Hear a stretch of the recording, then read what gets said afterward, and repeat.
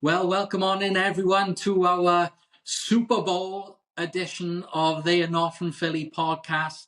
I'm Adam from Wales with my partner Justin from Tennessee, and as you can see, we finally got him on with us, Gary, the Scottish Eagle. G, Okay. thanks for coming. Thanks for coming on with us, man. Yeah. This is crazy. Like the birds Yeah. have got to the Super Bowl in the second time in 3 years. It's insane. It's brilliant, isn't it? Thanks very much for asking me to come on, guys. I really appreciate it. I've kind of fancied doing this type of thing for a while, but never quite got around to it. So it's time to talk some birds, and what better time when we were going. We're going to go beat them this time. We're going to the Super Bowl. I'm confident. I'm Man, very I confident. hope so. I hope so. Just how you feeling, fella, about the Super Bowl, man? Man, I'm geeked out. My skin's been crawling all week, like I told y'all before we got started. Last week went by pretty quick. This week has drugged by like a snail's ass. It's been Yeah, slow. If anything could go wrong at work, it went wrong. It's just been a horrible long week. I'm ready. It's Friday. I ain't got nothing to worry about rest of the week. I just want the game to get here. Let's kick this thing off. Let's get it started. Let's kick this Yeah. pig, boys. Let's yeah, go. Let's go. I'm 100% with you, Justin. Get it over and done with. Forget all the lead into the game. Let's just get the kick off and let's get the game going, So I yeah. can't wait. Can't wait. So how we both sort of like feeling about the matchups going into the game. I know like we all listen to WIP, and if our good friend OG Wade, he seems to think long as they win the 4 point system, then the Yeah. birds will be all right. But as we know, and it's been a big talking subject all week, well all season, especially regarding the Chiefs, the officiating, the referees. It's you know what I mean. I don't want to discredit Andy Reid and Patrick Mahomes and the Chiefs because, like I said before, every player that steps out on that field, they work their asses off to prepare in practice, in training, to get everything ready, and they all give it their all during these games. But it's just there's a narrative. You watch the Chiefs this year, and they've been in. It's like most of the games they've won have been one score games, and it's come Uh, down to really like questionable decisions by the refs, throwing flags late. You can't seem to breathe on Patrick Mahomes, and you yeah. get a flag.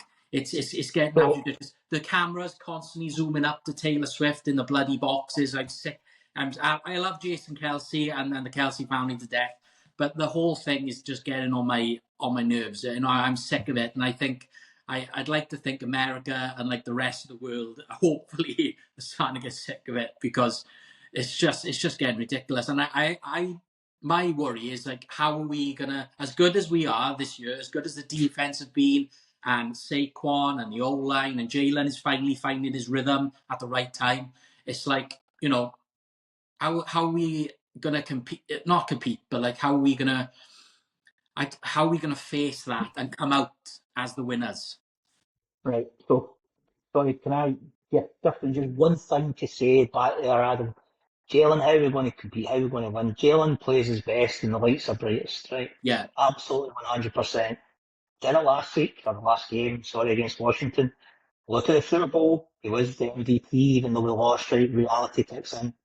Jalen plays best. I'm super confident he's going to play brilliant this week. He's the little bits that I've heard from the media interaction in the lead up to the game this week. He's been on point with his answers, 100%. The guy focused, guy right there. He's going to win the game for us. That's my belief. I think Jalen's going to be the main man for us this week, and he's going to take. I know everyone's focusing on Saquon, but I think Jalen's going to take home that MVP. Just one other wee thing you said, I know the narrative, there's been a narrative about the Chiefs and whatnot in the basket. It's not really a narrative, it's fact, right? It's fact. They get so many horrendous calls, and the thing that's really got me and really made me great player aside, Mahomes, all that kind of stuff. The thing that really annoys me most about him is he's getting more like our football. You guys call it soccer in terms yeah, of his diving, right? And he yeah. just flops. You guys call it flopping. It's ridiculous, absolutely. And that takes an edge off of his brilliance for me. But listen, he will be what he will be. Hopefully the refs don't give him any tricky tap calls kind of thing. I firmly believe that Jalen is going to win the game for us and the Eagles are going to prevail. That's my thought. That's what Good we stuff. want, G. As far as matchups and stuff, So, I've called it for ever since it was decided it was us and the Chiefs. I think the key matchup is where our stud defensive tackle Jalen Carter lines up and for the most Correct. part, I'm going to line up against Trey Smith, former Tennessee Volunteer Trey Smith. Oh, But Trey Smith is quite possibly the best right guard in the league. He is mean as a daggone rattlesnake. He is tough as nails. He's good. So they are probably going to match up against one another the entire game. Unless Vic throws a wrench into things and moves Carter around a little bit, I don't yeah. think he will. So that's the one key matchup I want to watch out for, because I don't think Trey Smith needs help with Jalen Carter. That's how good Trey Smith is. But Jalen Carter's just that daggone good too, boys. Yeah. The thing that worries me is the illness that he's had this week. Like there's been Yeah. some flu bug or something going through the locker room. A few of the guys have caught it, and when that stuff hits you, man, all your bodily fluids coming out every which way, you lose a little bit. You it drains you physically. So hopefully, guys where they were sick, they've kept IVs in them all week, kept fluids in them as best they could. From everything I've heard, everyone's going to be 100% go, but you got to wonder what that takes out of a guy, especially a guy as big as Jalen Carter, and as much as he plays. Like He he plays every day. plays, He's there every day, yeah. Yeah, he plays every down. plays 100% of the snaps almost as a defensive Yeah. and that's unheard of. But I'm telling you guys, something that Gary said, going back to Jalen, man, that guy, if you compare the Super Bowl in 22 to this one, like he was happy. Like media night, he was standing there laughing, smiling with Mahomes. They looked like two fighters. Like he looked stoic, he looked focused, he looked prepared. Yeah. There wasn't much banter back and forth between those guys. It's just like he looks like us. Screw this stuff. I'm ready to get it on. Let's roll the ball out on the field. Let's play right now. I know what I can do. I know what my team can do. Let's go right now. Let's see what. That's the vibe I've gotten from Jalen. I love that shot that was on earlier in the week. Jalen was walking towards the start of the media night, and he sees a clip on the TV of, like Dan Orlovsky or all the other like analysts, and they were saying something about him. I can't remember what it was, and he looked and he makes that jib with his face, like, all right, okay, you got it coming. It's like the question he was asked, was it yesterday or it wasn't media night, I think it was the following day when they got some media availability, and I think it was John Clark from NBC Philly asked him something about, is it a secret? What drives you? And he said it's no secret. It's not a secret. It does drive me, the fact that everybody questions me and I'm ready to answer it. So it's just, you think back to the last Super Bowl, he was awesome, right? It was absolutely brilliant. And then when we led into last season, everyone was talking about how his phone was a picture of him after the losing the Super Bowl and how that was. The guy has got an energetic drive in him. And okay, his form is up and down a little bit, but I think since the bye week, he's been great, right? I don't know if he's a little bit up and down, but he's not turned the ball over. He's done what's needed to be done. And then last game out, he's excelled and shown himself. I mean, his stats, you want to look at some of his stats. I heard on the radio today one of the guys saying that he's unbelievable on third down, right? For example, when you get third and long, his completion percentage is off the charts. That type of thing is just what, the longer it goes, the longer the season's gone, he's got better and better, in my opinion. Caden McGregor probably he's getting better and better, and he's going to be focused for this weekend. I genuinely believe, just watching him in the build-up, he's going to be the main man this Sunday. That's what we love about Jalen, is that he's not ego driven. You know what I mean? He part whatever ego he has, and all quarterbacks have an ego of some shape or form. But for him, whatever it is with him, he parks it in the back, and he does what he thinks is best for the team. You know what I mean? It's a case of Saquon has to run all the game, and Jalen has 50 passing yards, which, that doesn't happen a lot. He always ends up with around 100-something mark, to cover himself. So that's what you've got to love about him. Like this year, you can tell, like Justin said, when they were all up there for media night, they all had stoic faces. They looked like they were ready to fight. They didn't give a shit about any of the crap going on around them. There was no smile. And I noticed it wasn't just Jalen. It was the whole team. When they all came walking out, they all looked miserable. They all looked ready. Like, I just, you know what I mean? They want to get to the game. They're ready for the fight. And they didn't want to know any of that crap. It was like Alshon Jeffrey, back when he did his, his famous one. He said there, and he's just like, I don't give a shit about any of this. I don't give a shit. I just want, Let's and go with it. that's what they adopted the other day, and I was glad that they did that, because it's, that media night, Spike was saying it on WIP, it's a load of rubbish. You know what I mean? It doesn't do anything. It's just all for, advertising and money and whatever it is. You know what I mean? The players don't care. You know what I mean? They just want to get back to preparing. You know what I mean? Like, look at Landon Dickerson, his knee is all jacked up. He's had to go there to that media night, and he had to sit down the whole time because he's trying to get his knee 100% for the game. Now, he shouldn't be made to go to something like that. Do you know what I mean? You've got Cam Jurgens, who's fighting a back injury still. You know what I mean? And he's being made, you know what I mean? It's ridiculous. So I'm just glad they've adopted the whole sort of, like Mamba mentality. Business. Yeah, but business, we're there on business, we're there to win a game. Who cares about all this stuff? We're here because we've got to be here. Let's just go win the game.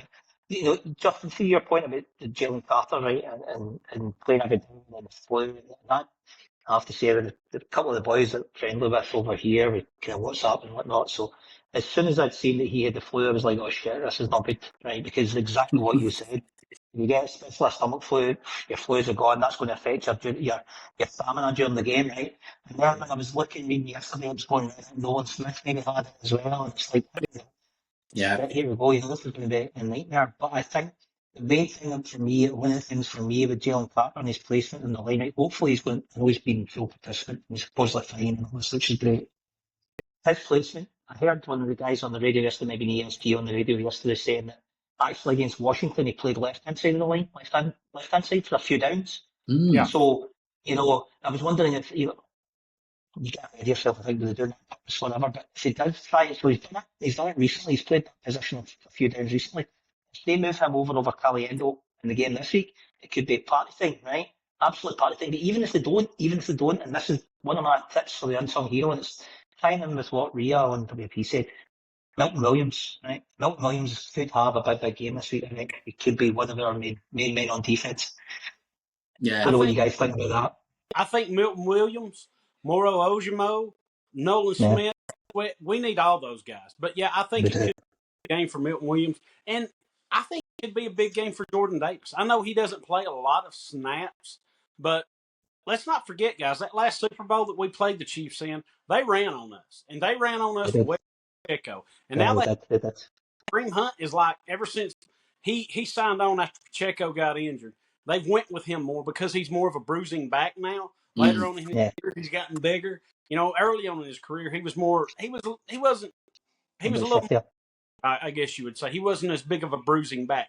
Now he reminds me more of a LeGarrette Blount in his style of play and how he runs and everything. He's not as big as Blount, but that's how he runs and plays now. So, yeah, I think Jordan Davis on early downs when they're using that, we need him to eat up blockers as well. And that's where I think hopefully Trey Smith, I love him. He's a Vol, but he ain't a Vol no more. He's a no. So hopefully that doesn't count this weekend. He's hollering, help me. I need help over here. Y'all, I can't get off of me. I don't know my head from my ass in the hole in the ground. Y'all, I need some help. Just give me something. And I hope their head's on a swivel all night long. I hope it's so reminiscent of that Super Bowl where the Bucks just wore out the Chiefs. Oh, I know. That's the thing. There is a way to beat the Chiefs. You know what I mean? Look at that game that Tampa defense had against Patrick Mahomes. They pressured a certain side of the line the whole game, and they got to him, and he couldn't do nothing. He couldn't make anything happen. And there's ways. I mean, we beat them last year in Kansas. You know what I mean? It was a close game towards the end. But we got it done. So they can be beat, but it's just all this shit this year that's going with it. The Super Bowl they lost to Tampa, though, one of the best players on the field that night was Levante David. Right? The linebacker. He was awesome that night, and that's a large part of the reason why they won that game, basically. So when I'm looking at our defence, obviously they've got Bond. I think Bond plays a slightly different position than David would have done. We'd have been looking more at Nakobe Dean had he been there. So pressure on us is going to be pressure on Oren Burks, I guess. And I'm expecting he'll start right on the weekend. So if because he's a couple of big plays throughout the last couple of games in terms of turnovers and whatnot. He's played Yeah, quite man. well, picks the ball. He I stepped up. think that position in particular, that linebacker position, is really important for this weekend as well. Not just from shutting down Kelsey from across the field, all that kind of stuff, but also to me maybe spying Mahomes because Mahomes can shift, right? He can run. Yeah, We saw that.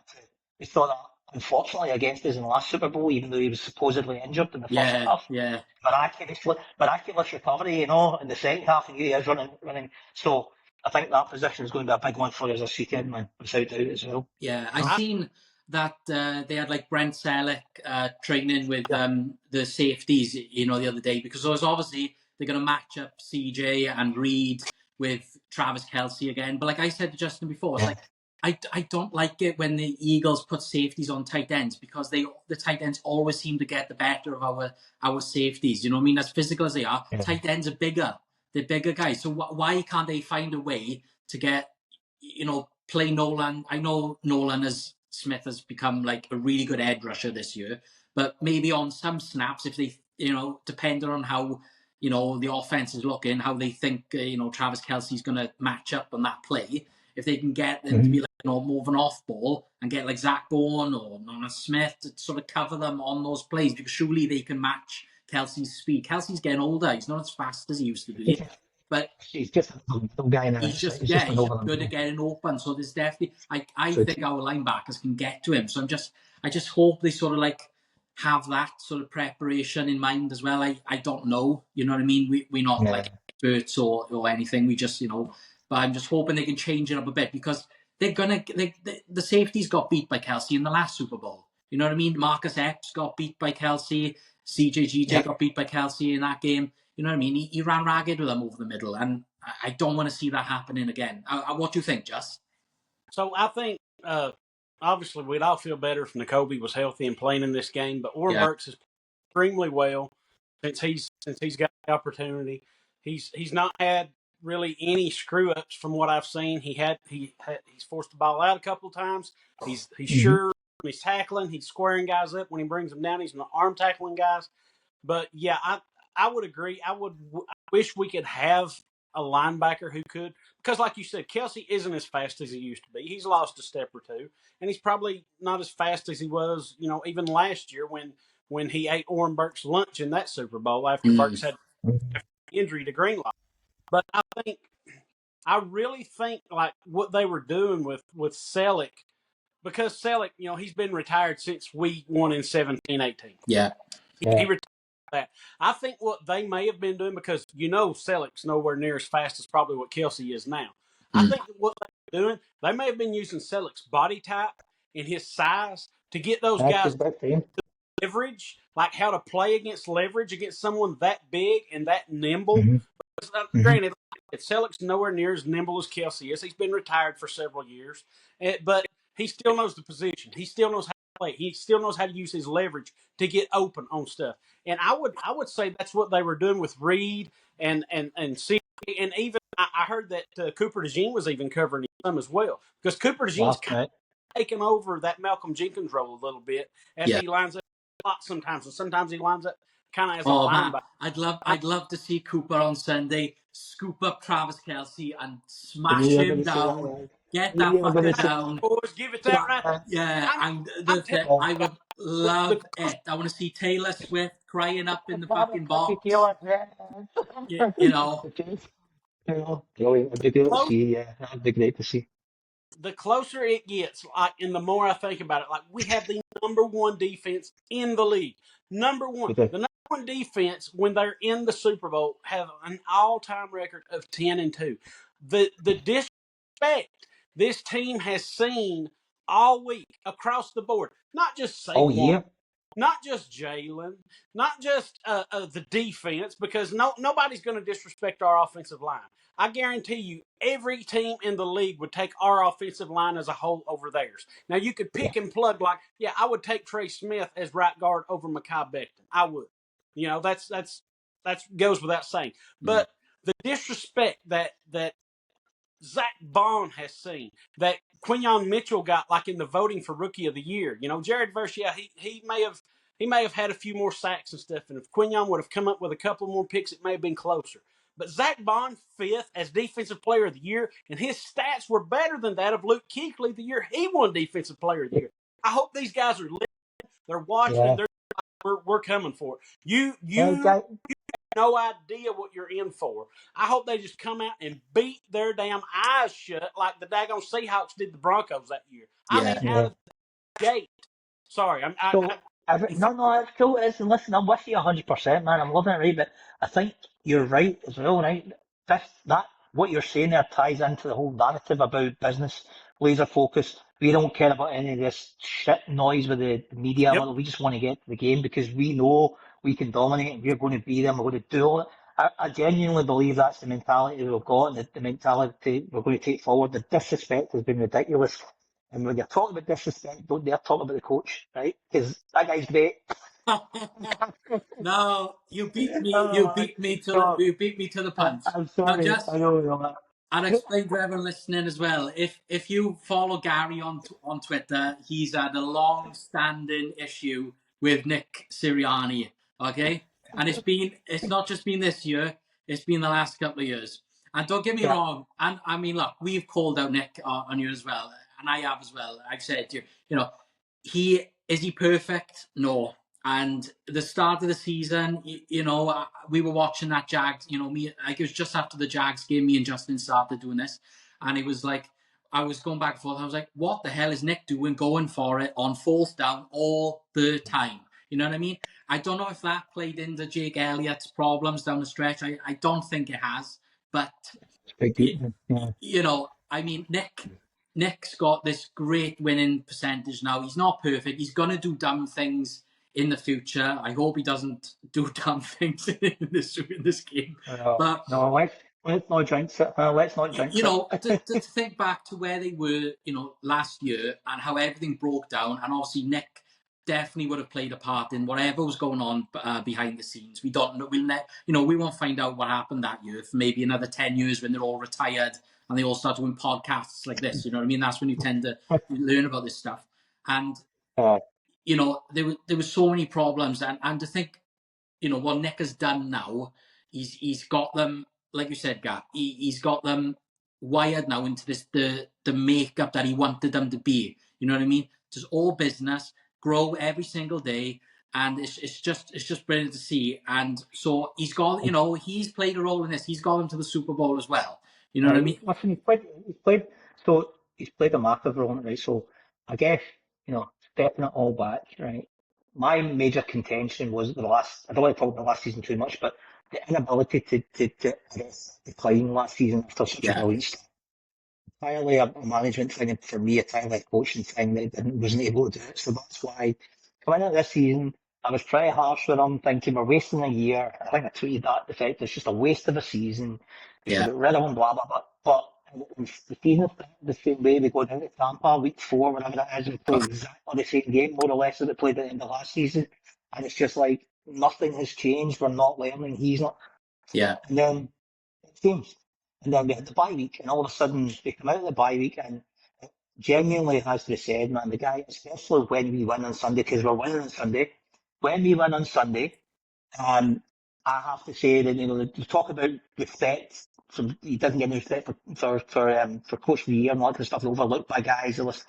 What he will have, and it's not, I'm not saying it's a big deal, but I will respect that guy 100%. Man. Whereas, this time last year, I was like, you cannot argue with his results, his stats, and the way that he's turned it around. And the one thing I could never ever understand through all of my positioning of, like, I don't think he's doing that well. It's the players always stood up for him. Even guys like BG, who is one of my favourite Eagles ever, and is one of the most genuine guys. And I'd love to meet the guy and just spend some time talking to him because he's such an infectious character, BG. But even he, we love him. We love Nick. He's brilliant. We're going to play for him. Fletcher Cox, all those guys last year, we're playing for him. So he's clearly done something right. And if he, when we win it all this weekend, which we're going to do, that guy, you cannot argue. He should be Coach of the Year, and he's really should be getting more respect than he's been getting across the board. I really hope, I don't know how much y'all have listened to the morning show, but Joe DeCamera started it, talking about when the tradition of carrying the winning coach off the field stopped.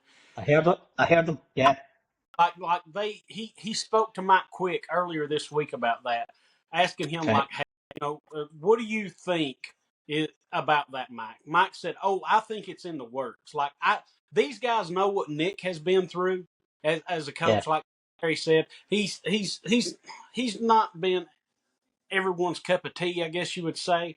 But it's like the same argument for him goes with Jalen. He just wins, man. And he just wins. uh, if they win, I'm sorry, excuse me, back it up. When they win, they Yeah, When? yeah.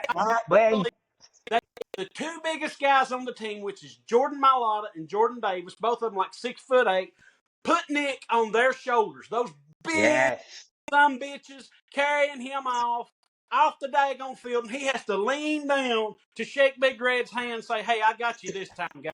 I Got got you, you." big guy. Yeah, Oh my yeah. I'd love to God. see it. Yeah, that'd be amazing. Yeah. Wheel on top of those two guys. Jordan Davis, Jordan Mailata, 6'8", 370-pound monsters carrying their coach off the Carry day. off. Well, I really, we all do. I just pray we get a chance to see that, man. I hate Yeah, getting ahead of ourselves and saying all that, but I can visualize it. I can see it coming, and yeah, it would be great to see, and thoroughly deserved. So, coach has done great. I was wrong, completely wrong. Happy to see it. Even if we don't win on Sunday, which we will, but even if we don't, he's still done great this season. yeah. Yeah. All I Kudos, want kudos out to him. of all I want out of Nick in this game now is to just stick to what he's doing. Obviously, there's a reason why he hasn't, he's slowed the aggression down, if you've noticed, from the start of the season to now.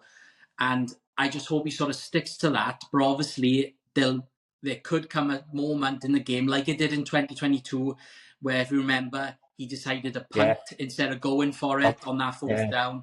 And, that what happened, it goes back to Tony. He ends up running down, and then they end up getting in the end zone eventually. yeah, So that's a it was, mark. if there comes a pivotal moment where we're on the fourth, where it's on the Eagles have got it on the 40-yard line or the 50-yard line, I don't care if it's 4th and 10. You know what I mean? I want Nick to go for it. I'm not Yeah, punting it back to Patrick Mahomes. I'm not. Fair enough if you're on the 20-yard line, 30-yard line, you probably got to punt it back.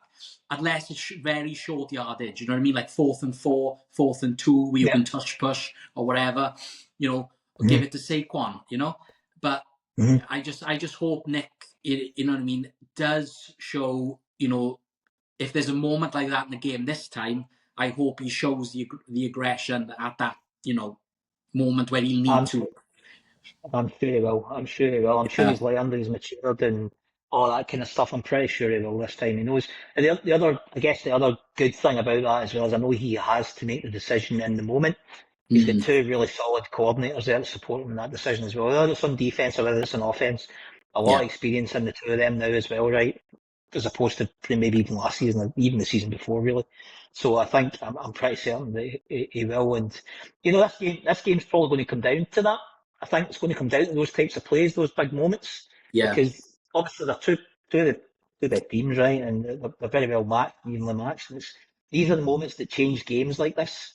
You know, based on one decision can change the whole narrative of the outcome. So he's going to have the balls to say in those moments, actually, you know what, I'm going to go for this, or you know what, this isn't the right moment, or Jake, go for 55-yard field goal, I believe in you, that type of thing. These are the types of things that it's really going to come yeah. down to, I think, in So, this game.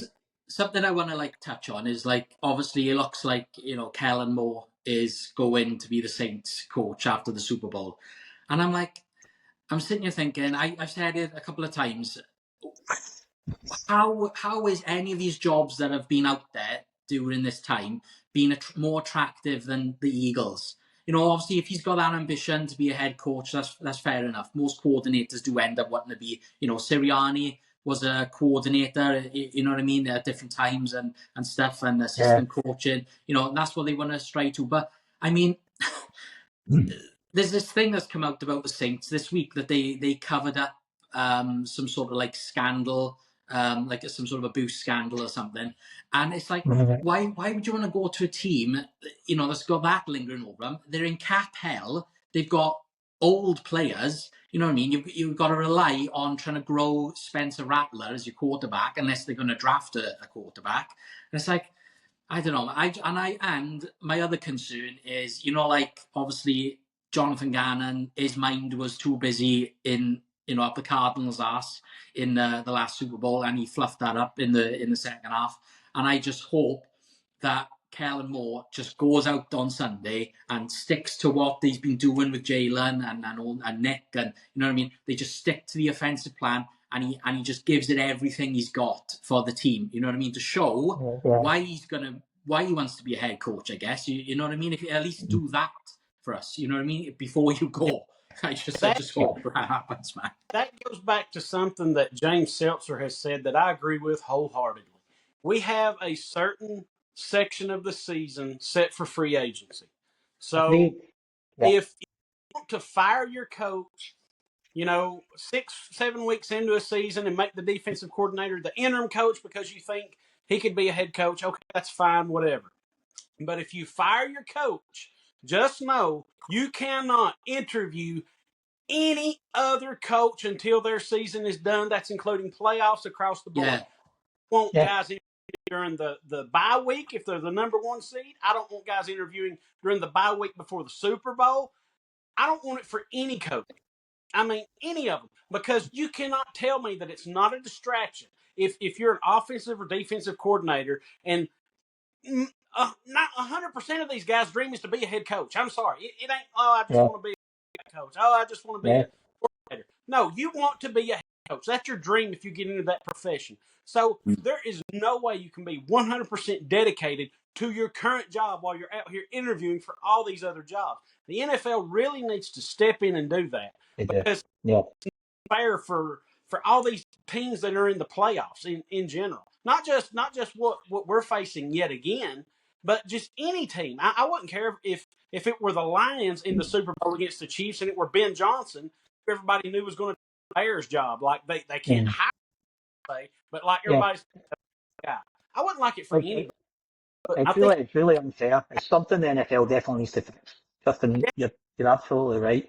It's unfair. You basically are getting penalised for being successful, right? Because the coordinators are doing great. You're having a great season. All of a sudden, you get to the biggest game of the season like we have, and our coordinator, I mean, Jonathan Gannon, I've said to Adam before the call started, I'll never forgive that guy for what he did 2 years ago, right? Clearly lost the plot completely in the second half, wasn't interested in he was going. That's my view. And then just hope Kellen Moore doesn't decide. They should not be allowed, I agree with James, should be a period after the Super Bowl. Say right after the Super Bowl, as soon as it finishes, where whistle goes, whatever. From that point on, you can interview coaches and you can, any coach, why not wait till that point? I get teams want to get started on next year's programs, teams that are all not playing the playoffs and want to get started as soon as they can. But the reality is you're talking about an extra 4 weeks, 5 weeks maximum. Wait till the end of the season completely. And from that point on, then you can start your hiring process for the following season. It just seems logical because otherwise the good teams are penalised unfairly in the biggest moments of their season. What's the point? That's it. Now look, innit? You know what I mean? Like, because we've gone all the way to the Super Bowl now, the Eagles and the Chiefs, they're going to be on the back end of trying to find. You know what I mean? The Chiefs will end up keeping, Matt Nagy and Spagnuolo. You know what I mean? But like, we are going to lose Kellen Moore, and it's like, so the Eagles have got no choice but to promote from within, most likely, and that didn't go well last season. You know what I mean? So.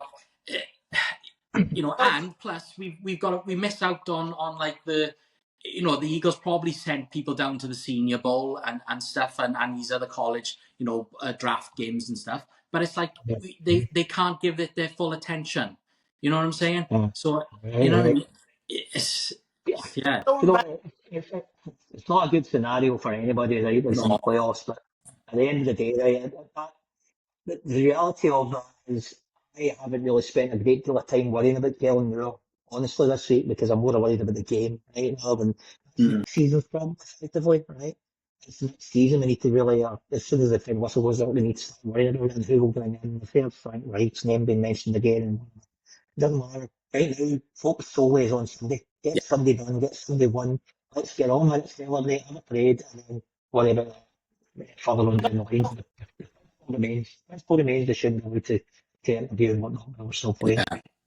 Yeah, going back, Adam said, talking about like with Matt Nagy and Steve Spagnuolo, those guys have been head coaches before. You know, I don't think They Spags have, yeah.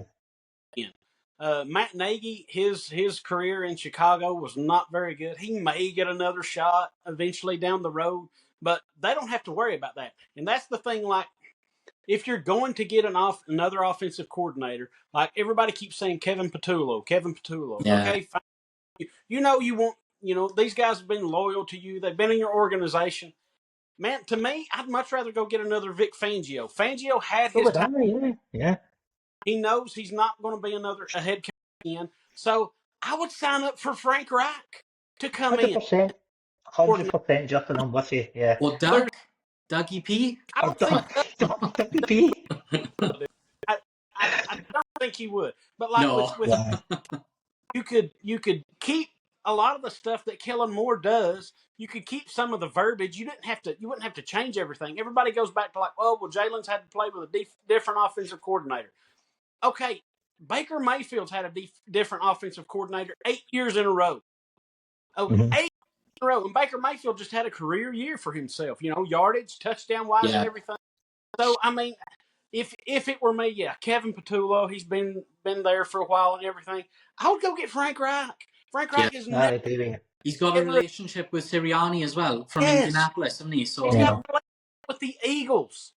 He was absolutely the Super Bowl, and that's what I would do personally. If Nick is going to be a GM type of head coach, just an overseer of everything like he is this year, get somebody like Frank Reich and Vic Fangio to help run everything that they've been there and they're not going to leave. Like, there ain't no way in hell Reich ever gets another job. Never. I think Frank would he'd work well with Jalen as well. I just got that feeling that they'd match up quite well in what they want to do as an offense.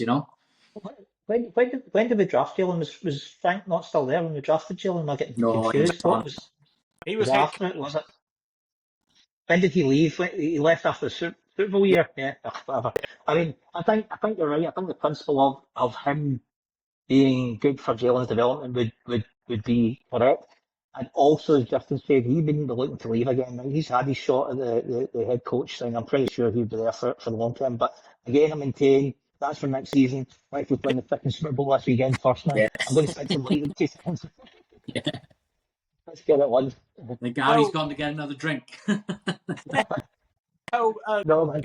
It's getting dark. Getting dark. I know, that's what I just did. I just went and put the light on. Yeah, for the same. Everybody is talking about Saquon and everything.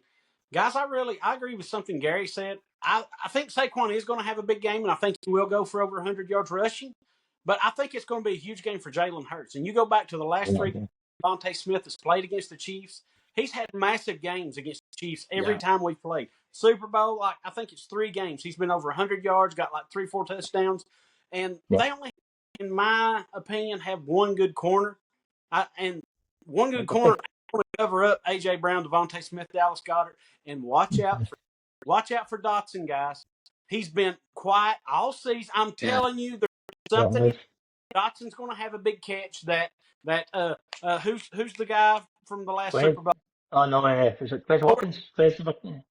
Oh, shit. I can't remember his name, but he catch and he dropped it. It was Quez Watkins. He will catch it where Quez didn't. I'm telling you, there's going to be a time where it comes down and Dotson will make the catch that Quez did not. Dotson is a shifty guy. Look how he always played against us when he was with Washington. He always got open all the time. And I know that's been a struggle because he's the third receiver. Jalen's first 2 guys are, AJ and Devontae, Dallas, Saquon, and then it's Dotson. You know what I mean? But when Dotson has made some good plays this season, he made that great catch against Jacksonville, where he come down with it, caught the touchdown against the Packers. He got open then. He shifted on the guy, he made a move on him, got himself free. So he could do it. He's a good player. Tanner McKee, got the ball to him, no problem. So he's there if you want him.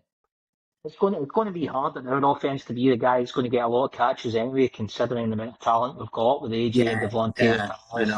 But even Calcaterra, man, I mean, how many receptions did he make down the end of the season? You know, down the line. Oh, So it's going to be hard for Dotson. So I agree. Someone like that popping up and making a play is completely feasible. But I'm going, Justin, the point you made originally, right?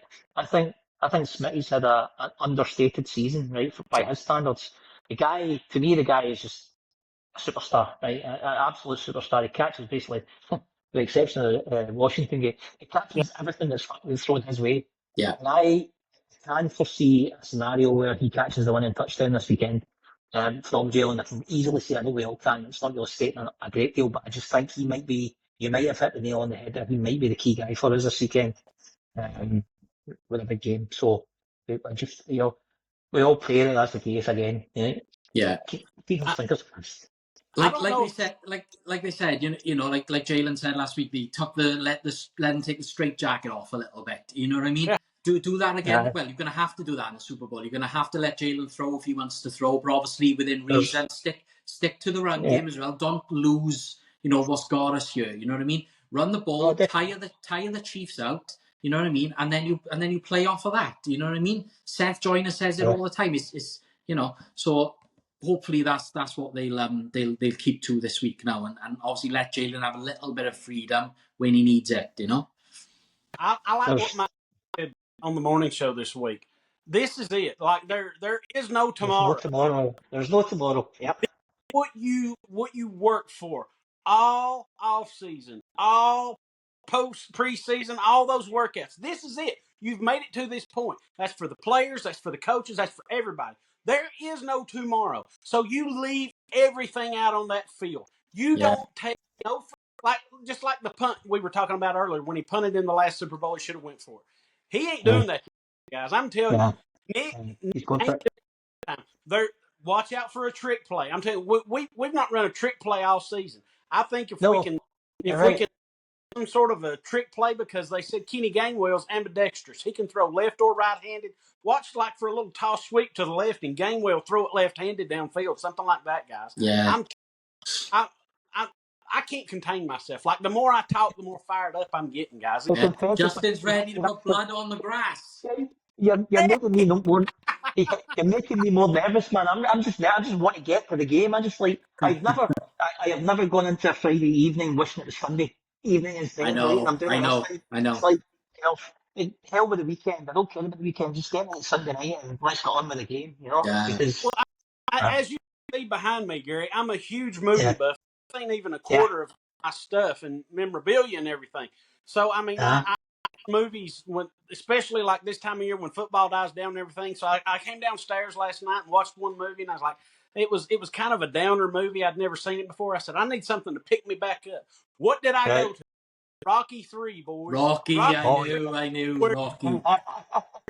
is training Rock, and he tells him, "What's wrong with you, man? There is no Yeah, Yeah. tomorrow. There Tomorrow. is no tomorrow." And Yeah, they yeah, go, yeah, "I'm gonna watch Rocky 4 tonight, and I watch shit ass Rocky 5. It sucks, but I'm gonna watch it too. yeah. I'm yeah. I, I like going crazy." yeah, I know. I like Rocky 5. I did. I love Rock. I love at the end of Rocky 5 when he's in a street fight and he's fighting Tommy Gunn, Tommy, and Rocky gets knocked out, and then Mickey comes in, and Mickey Aye, says, get yeah, "Get out, up, you you son son of of a a bitch! bitch! Get up!" And he just yeah, gets yeah. up and batters the shit out of Tommy, finishes him off. Brilliant. Oh, I've I never think I'm seen gonna have to five. chuck some Rocky films on as well. I think I get myself Brilliant. going. I've never watched Rocky Five, never seen it, but Rocky Four was my favourite. Rocky Three was great. Rocky Yeah, Four was my favourite. The goal climbing the hill, the mountains, the ball, let's go into the lines down, and yeah, I'm just brilliant. I'm all that's what got me as a Philadelphia fan. underdog Like when I mentality was again. when I was a kid, was my father showing me the Rocky movies. You know what I mean? And Uh, that's what brought me. And I think I was like destined to be a Philadelphia sports fan then as I got older. You know what I mean? When I got older, yeah, and it was just like it all makes sense now. You know what I mean? So it's like I love. I said I would think I tell you like I was watching a couple of years ago. When Jason Kelsey was doing those like parties down in it was in Delco or somewhere yeah, down see somewhere how you'd far like to raise money and stuff, Yeah. and WIP would cover it, and they'd, you know, and I saw it on Facebook Live, and I just got home from work, and I put it on, and I was like, I've seen like all the passion from the fans down there, how many fans go down there to like support the Autism Foundation and stuff, and it was just like, and I was sitting there, and I was saying to my wife, I was like, I love being a fan of Philadelphia's sports, of the Eagles, the Sixers, the Phillies, you know, the Flyers, everyone. And I just love being a fan of Philadelphia. You know what I mean? It's just like, there is not a better fan base. Since I've been in this now for like 8 years, I have never seen such a fan base as passionate and dedicated as Philadelphia fans. You know what I mean? And look at us now. You know, we've got Justin in Tennessee, Gary up in Scotland, I'm down in Wales. You know, we've got the British and Irish Eagles. You've got Marissa in Tokyo. You've got all these people all around the world. You know, Tom in Vancouver. It's just incredible. Willie in Australia. Don't forget about Willie. Yeah. Well, Willie over in Australia, all over the world, right? But I think you've picked the best team in the league, right? When you support in Philadelphia, they don't need to blow smoke up. They don't need to blow smoke up everybody's ass over in Philly, but they know they're the best. They know they're the most passionate, right? Yeah. And it just seems like there needs to be a bit of an awareness of that around the rest of the US rather than anything else. You know, everybody gets such a hard name, such a hard rep, and it's only because I love the team so much and follow the people hate people hate the Eagles because I think they're envious of how passionate Philadelphia and their fans are, how invested that they get. And I think because they can't do that for their teams, you know what I mean? They sort of, they find this way to like hate and be envious and jealous. And I think, you know what I mean? I think that's where the disrespect comes from. And they just paint Eagles fans with the same, you know, same brush. Oh, they're all violent, they're all disrespectful. No. It's love and passion. Passion. So that was on a good question, actually. I thought Justin finished. What's your perception then for this weekend? Do you think the rest of the US wants the Eagles to win? Or do you think they're pulling more for the Chiefs? I feel like the majority of America wants the Eagles to win because something y'all hit on earlier. Like, everyone's tired of the Chiefs. Everyone's tired of the Taylor Swift stuff. They're just exhausted with it all. They're exhausted with the fact that it seems like there's like a blatant bias of the refs toward calls like that Mahomes gets for flopping and stuff like that. Like, I have a friend who's a diehard Steelers fan, and he's like, me and him go back at one another all the time, you know. But he's like, God, I hope y'all beat the hell out of them. He said, I'm so sick of it. He said, I want y'all to beat the hell out of them. You know, every friend I have, like I there's a young guy I work with. He's a Titans fan. He's just like 25. He didn't have a choice, I guess. I've tried to lead him to the. Show him the light. Yeah. But you know, real quick to something y'all were talking about with the fandom, Gary. Before we go, I'd like to hear your story of how you became a fan, because me and Adam have went back and forth how we became fans. You know, but before we get done, I'd like to hear your story. But there's similarities between Tennessee and Eagles fans, and I think I've told Adam this. A good friend of mine down here in Knoxville who grew up in Philadelphia, he has a sports radio show in Knoxville. He covers Tennessee sports. You know, that's what he does, and that's. Really don't get to listen to Gilio and Hugh because his show starts and goes from 11 to 2. And then at 2 is when I pick up Jack and Spike. But this guy told me before I went to that Bills game, he said, man, he said, let me tell you. He said, I grew up there. I lived there till I was like 19 years old, and that's when he came to Tennessee to go to college. He said, you will never find a more fan base alike than Philadelphia Eagles and Tennessee Vols fans. He said, they are passionate. They will love you. He said, they want to kill you. He said, but we are one and alike. He said, and when you show up there, if you're walking around tailgates, he said, these people will welcome you in. And there's an Eagles super fan, Sean. He's the guy who he's not the guy with the mohawk that paints his face. But this guy was at the draft when Donovan was drafted, and he had the shoulder pad. But he took me and my son Owen around the tailgates. Dude, we were welcomed in. It was so much to see. It was green, though. That was everybody just welcomed us in. But before we get done, like, and make our prediction, I'd like to get your story on how you became an Eagles fan. It's a long time ago now, to be honest, Justin. So I've been an Eagles fan since 1987, right? So 1987, mate, yeah, a long, long time ago. So, that's around about the time the NFL was really coming to awareness in the UK, right? Mm. The first team really anybody was aware of to any great extent was the '85 Bears, because they started showing it on television over here. So people started growing an interest in it, and it grew from there. I think at that age I was like 9 or 10. I can't really still be. So a lot of my friends started watching NFL, watching American football, and they all started picking teams. And they all picked, at that time, merchandise here in the UK, you could really only get the 49ers, the Raiders, the Dolphins, the Bears, and the Cowboys. So I just decided I didn't like any of those teams. I didn't want to be the same as everybody else. So I took a little bit of time, started watching it, yeah. And then I saw Randall. And then I saw Randall, and I just thought, Randall is the man. He's absolutely brilliant. And I distinctly remember watching the first game I saw, the first Eagles game I saw was, I'm sure it was against the Jets. And the way they used to show it in the UK, it was like a week delayed, right? So we would get highlights on a Sunday night here of the previous week's games. So I'm pretty sure it was the Eagles and the Jets, and Randall was there. It was around about 87. And I just thought, this guy's awesome. I'm going to start following the Eagles. I'm going to start. And from then it grew, and it grew, and it grew, and it just all the way. I then had family, lucky enough, some of my family members moved to the US. So I was able to stay a little bit, not so much Philadelphia, but I was able to stay a little bit closer to it through that way. And my dad worked for a big American company based in Scotland, so there's a lot of connections.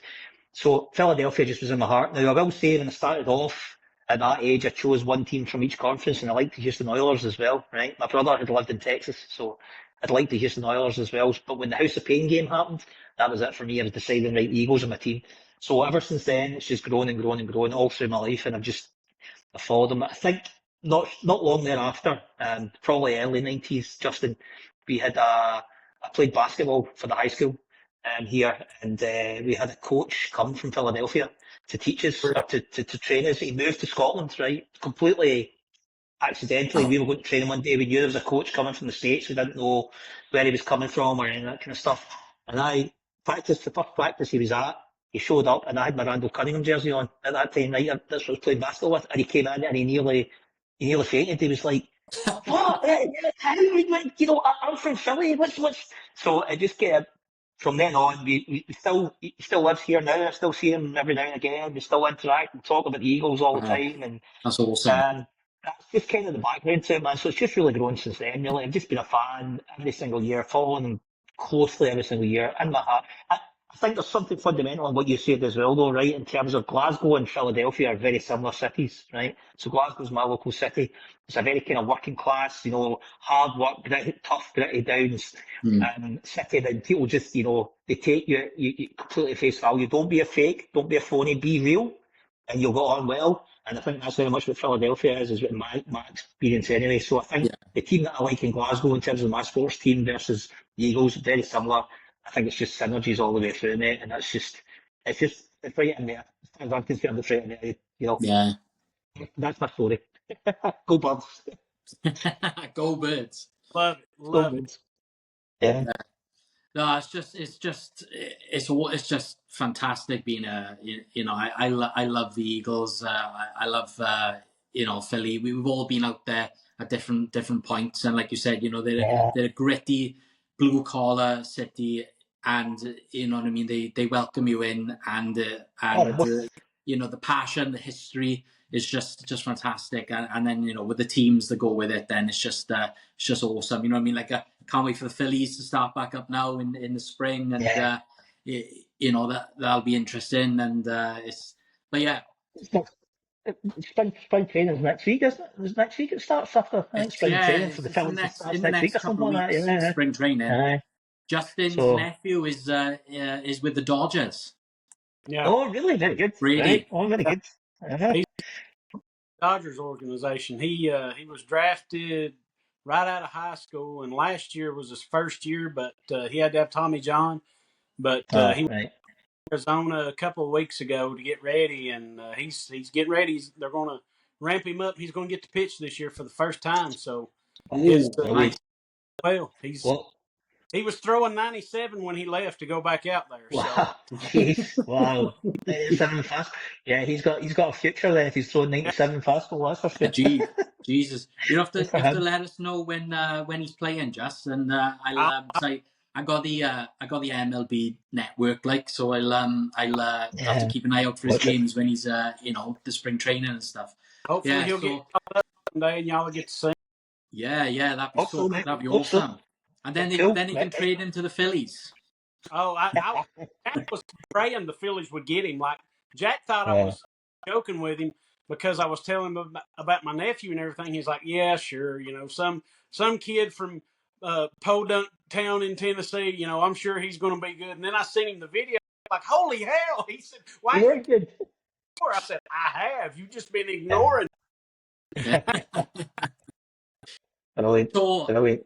before we end the show, boys, let's do some sort of like predictions. So how we feel, how we sort of final thoughts, and sort of like a score prediction of how we think everything's going to shake out on Sunday. Go ahead. Okay, so final thoughts. I want it to be over early, right? I want it to be 3 touchdowns ahead at the end of the first quarter, right? The reality is it's going to be right down to the wire, I think. So the way that I'm approaching right now is, obviously I've said a few times, I just want to get to the game, try not to overly think it too much. I think Jalen is going to be the man for us. It's going to win it for us. I think the Eagles are going to roll. I think we're going to win. We're going to win 37-31. It's number 2 Lombardi for the Birds. Go Birds. Nice, I like that. Just Love. You mind going first? yeah, go on. I knew he was gonna. I know what he's gonna do. I know what he's gonna do. I'm glad. Yeah. Yeah. So my final thoughts: stick to what's got you there. Keep the run game going. Let Jalen loose when he needs to be loose. Nick, whatever you do, be aggressive. Just be aggressive when the moment is right. Pick the right moment. Don't be stupid with it. Pick the right moment when you need to be aggressive, and we win this game, and we'll do it. We can do it. So, yeah, go fucking Birds. Let's go. What's your score? Oh, my score, shit. My score is going to be, I don't think it's going to be as high scoring as Gary said. I think it's going to be, I'm going to go 27-20 Eagles. Okay, so you took my score, so I'm going to have to pivot. Just to be talking. Hey, so I agree with both you guys. I think it's going to be, as much as I want it to be a blowout, I think it's going to be a nail biter. But I think they're going to do what they've done all year. They're going to impose their will against another team. They're going to make them bend the knee to them. The Chiefs will bend the knee to the Eagles. They will have no choice but to bend the knee to the Eagles when it's all said and done, because we ain't going to do nothing. In the great words of my friend Ike Reese, we're taking them to Pound Town, baby. We're going to lay the wood to these guys. We're going to beat them pillar to post, 4 quarters, 60 minutes. These some bitches ain't going to know their ice from a hole in the ground by the time we're done. So before it's over, Saquon Barkley is going to have 150 total yards, over 100 of them rushing. Jalen Hurts is going to have 200 yards passing, 40 yards rushing, 3 total touchdowns. I was going to go low. Hell with it. I'm going high. Eagles 35, Chiefs 17. Go Birds!